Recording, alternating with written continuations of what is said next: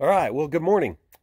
Today we're going to start out building out a room inside the garage here, or the steel building, where I keep the solar equipment, which right now is doubling as my office. And it gets rather warm in there, so we're going to create a roughly 8 by 16 foot room to house the equipment and my desk, and we'll insulate it and create a second story storage area. So let's get started.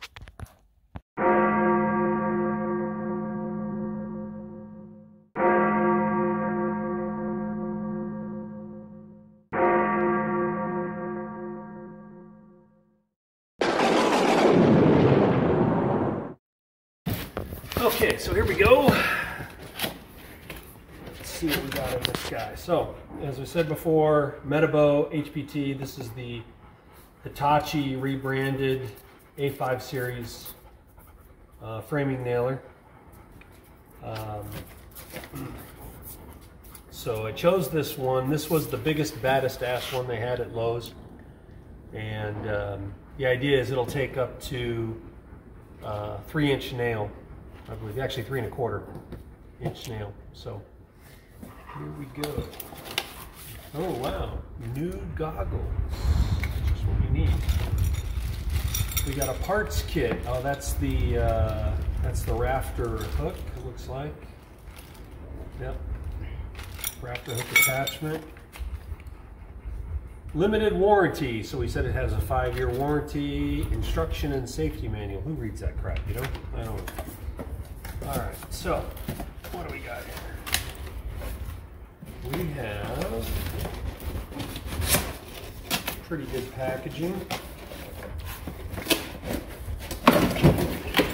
All right, star of the show, Metabo. Okay, what do we see here? 2 methods of operation, really. So there is single sequential action and contact actuation. All right. And what else is in the box here? That looks to be it. All right. What about a hose or a... Got the hose right here. All right. Compressor's all ready to go. We got our box of nails.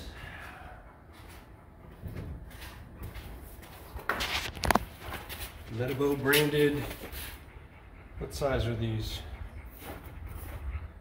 3¼ maximum size nails. All right, so we're going to build some walls.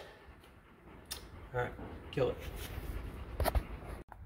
Okay, so we've got our makeshift workbench out here.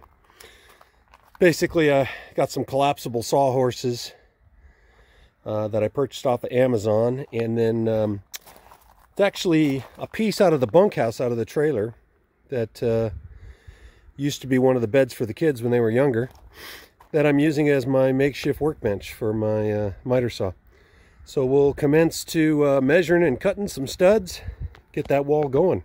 First wall, anyway. Yeah, we'll get that first wall going.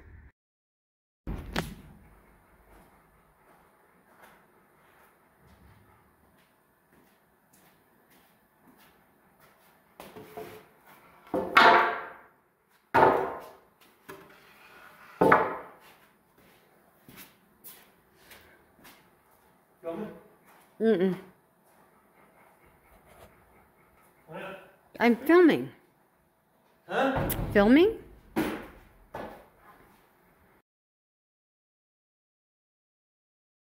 Are you filming? Yes.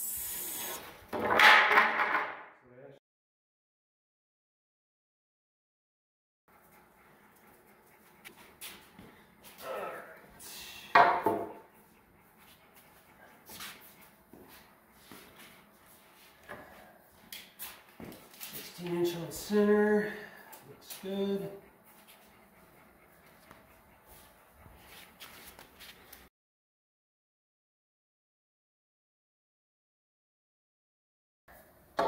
That's good. A little bit more. Okay. We'll square it off when we do the thing, when we put the top rail on. Okay, hold on to it.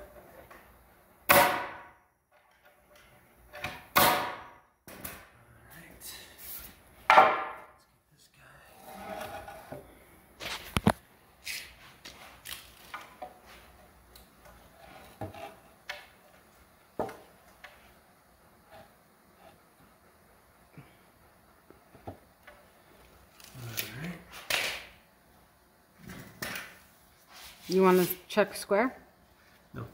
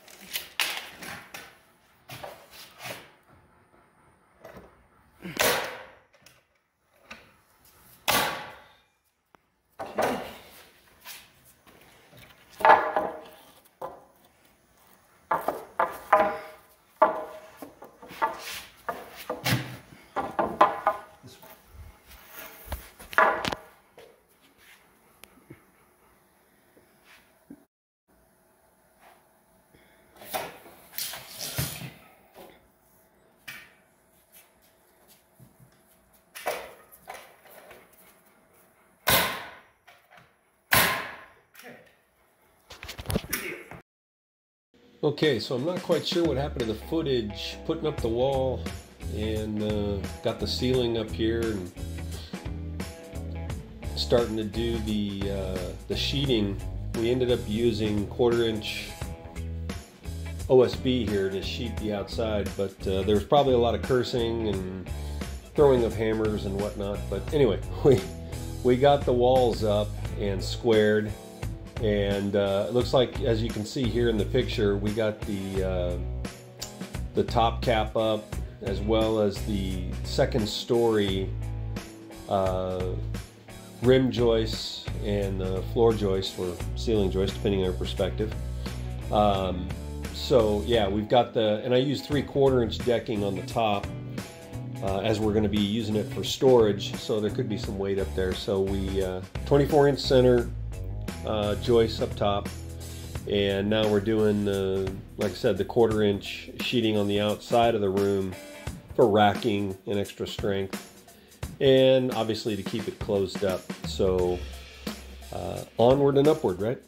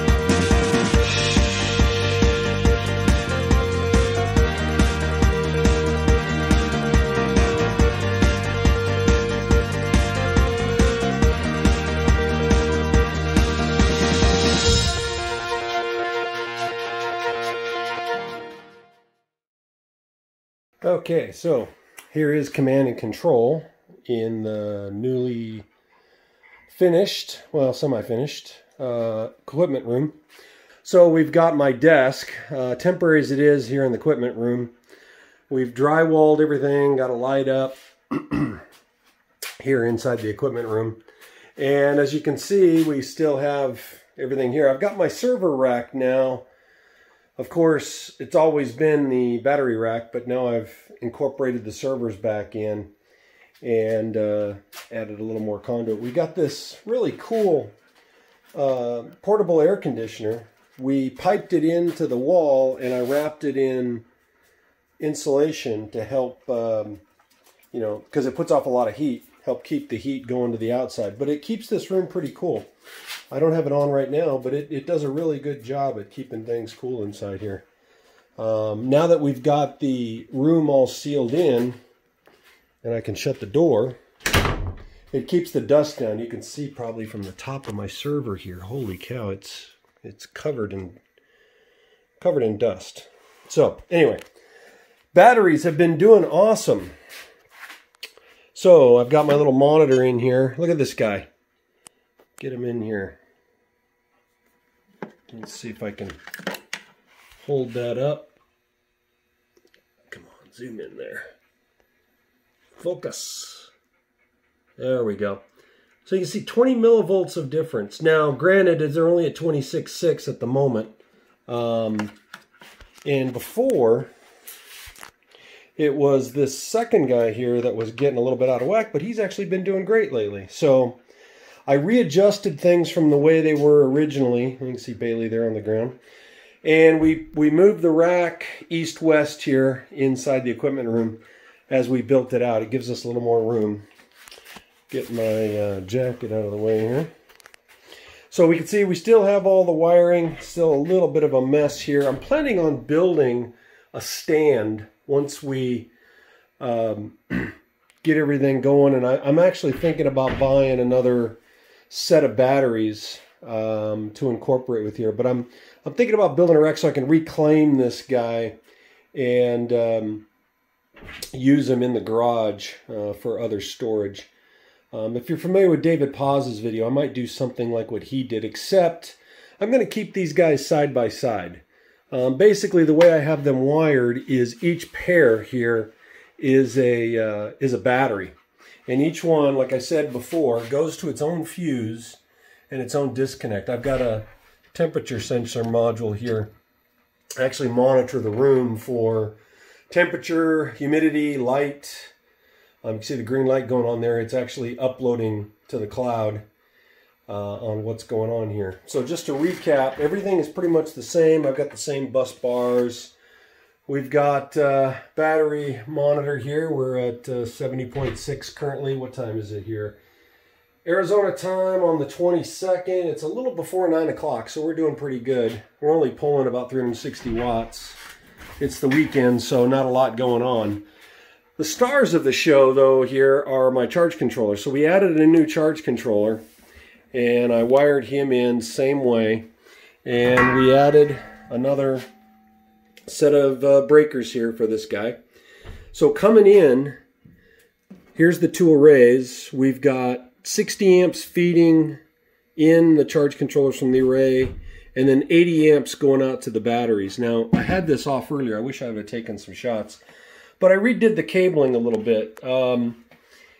After talking with my neighbor Brian from Midlife's Prices, I actually had my cabling undersized coming into these 80 amps. So what I did is I repurposed some cable that I had left over, some THHN cable. I originally had stranded welding wire cable on there, which probably did the job, but they did get a little bit warm. And since I've upsized the wire a little bit, I noticed they're not getting warm. And I just took black cable and wrapped it in red electrical tape. So they basically loop in from here. And there's basically a backplane to this breaker that all of the DC goes into. All the positive side of the DC, I should say, goes into. So from the charge controllers as well as down here from the battery coming in, they all hit this 250 amp breaker. And as I've said before, what's cool about this system, the reason why we did it, is we can expand. We can go up to, I believe, 4 of these inverters. We'll probably maybe do one more once we start working on the house. So we have plenty of power to do what we need to do for construction. But and then I'll obviously have to move this stuff over. But that's when I'll build those battery racks, move things over. I've already got the line sketched out here for where the other guy goes. and I'll redo this wiring when we finally get that done. But as I said, the star of the show here are the charge controllers. Now they're set up in master-slave configuration. Right now we're getting just under 4K, which is not max. We usually get about 6,500 watts when we get full sun. It looks like we're creeping up there. But like I said, it's before 9 a.m. here. So the fact that we're doing that is pretty good. Our batteries are usually charged by noon. Now, one of the reasons why we did this, we knew we were going to have to expand. But the reason why we pulled the trigger when we did is because during monsoon season, we get a lot of sun, but we also get a lot of clouds. And even though these things do awesome, when there are clouds, they can gather some light. The problem is we don't get full solarization. So I added a second array, and now things are going great. Yeah, so the star of the show here, our charge controller, will also show you the panels. Again, this is our Connects gateway, which I'm going to also show you here how we use that as well. Awesome product. And then this is our cradle point. This is our internet connection. So as we may have said before, we are 100% off grid. We live off of rainwater. We live off of solar. We have a septic tank that we drain everything in, so we don't do the composting stuff. But we do pretty much everything kind of conventional, I guess you would say, except for there's no grid ties here. So yeah, everything's off of rainwater. This is my sub panel, as I demonstrated before. So I've got a off of the PDP. We've got a 60 amp feed that comes off of there, goes up through the conduit above and down into this sub panel. And then we feed into our trailer, 30 amp breaker for the trailer. I've got a 20 amp here along this wall that I use for some equipment. And then I've got another plug on the other side. We're going to use that for the washer and dryer. And then I've got a dedicated 15 amp breaker that goes to outside plugs. And those are all GFCI plugs. So, you know, we're all good, and they're in boxes outside. So we're all good for that. Then I've got another 15 amp breaker and a 20 amp here that feed through this conduit and feed. I've got a freezer on the other side, as well as some other plugs out there. I've got my light that runs off of that, and I've got a plug there for my shredder, and I've got an air cleaner, as well as the air conditioner. And then the 20 amp also feeds around, and temporarily here I've got some Romex shooting through the wall there to feed that plug that feeds all my servers and all the equipment in the rack. So those are 420 amp plugs. And then my plan is to kind of take it west there, go that way, and feed anything else I need to along that south wall there.